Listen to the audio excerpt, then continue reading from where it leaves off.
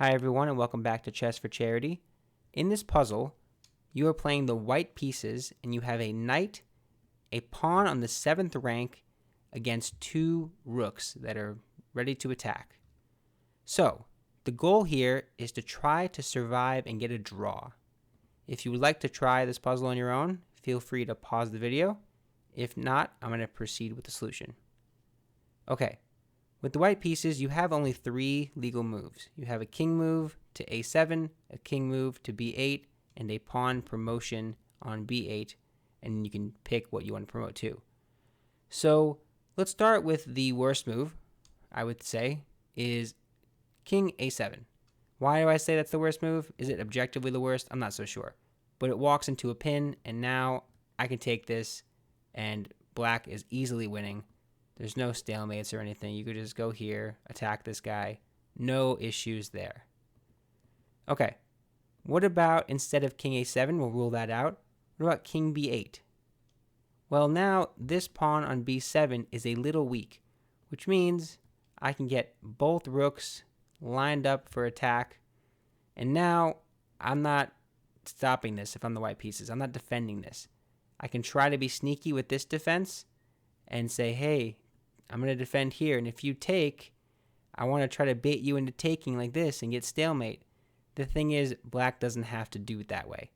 Black can take your knight, no problem, and when you go in the corner, they don't have to check you, like they don't have to take on b7. This is not forced. If it were me personally, I'm being honest here, my lazy self, I would check you, and I would just take, because I'm not a perfect computer. I just want to get rid of the complications. And after you take, just kind of get back here and do all this kind of stuff. Okay. So whether it's objectively best to go that way, it doesn't matter. The point is black is winning. So you can't get away with king b8, which means you are left with a pawn promotion. So you have a queen, a knight, a rook, and a bishop. Let's just start at the queen, the most obvious one. If you do this, this does not lead to a win for white or a draw, because after the rook takes, you're pinned and you pretty much have no moves. You have to take, and then once this happens, this is again going to be a win for black. Just back up, bring the king in, get that little opposition going, mate the king. Okay, so that's not working out. So you can't promote to a queen. What about a knight? Looks cool, right? Well, here's the thing. It doesn't actually do anything. So I take here, and now what? You got to move your king. Does it matter where? No. You're going to get mated either way. You move here? Great. This is not going to be anything for you, right? You're going to have to do something like this. That's going to be mate. Okay. So promoting to a knight doesn't work because it seems like you just lose immediately. Okay, well, what am I left with? I'm left with a rook and a bishop. If I promote to a rook, is it any different? Well, not really. I just take, and again, you have no fancy stalemates. This is pinned. This is your only move in the position. You can't move your king, and your only move is to take the rook right here. So you take, and this is going to be, again, just like before, a win. So what's the difference then? Well, here is the key. You promote to a bishop. Now, why is this important? Well, currently, this bishop move is pinning the rook. So you say, okay, well, before, just like in a puzzle that I did a while ago in another video, feel free to check that out.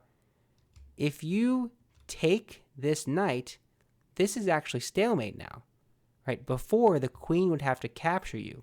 That was the only legal move. But now, promoting to a bishop means this pin is now the only thing I have. I can't move any other way. This is stalemate. So, after you promote to a bishop, black does not have anything better than to just move the king out of the way. But this is a theoretical draw. Here, this is a theoretical draw. There's nothing you can do. You want to go back here and try to pin me? That's fine. I'm just going to move my bishop around, avoid forks, and just run around, right? No issues there. So the answer is you promote to a bishop, pin the rook, and how crazy is that out of all of those things, if I go back, I want to see it one more time. After you promote to the bishop, this move fails. Isn't that crazy? Because you can't take the rook like you had with the queen. You could take it. Now, because it's a bishop, you purposely limited your piece's mobility just so you can stalemate yourself. Isn't that brilliant? I just love that idea. But yeah, that is it for that puzzle. It's an amazing one. And if you enjoyed it, please be sure to like and subscribe on YouTube. I put all sorts of videos out all the time, so stay connected. It really helps me out, and it helps out charity as well. Thanks so much. Bye.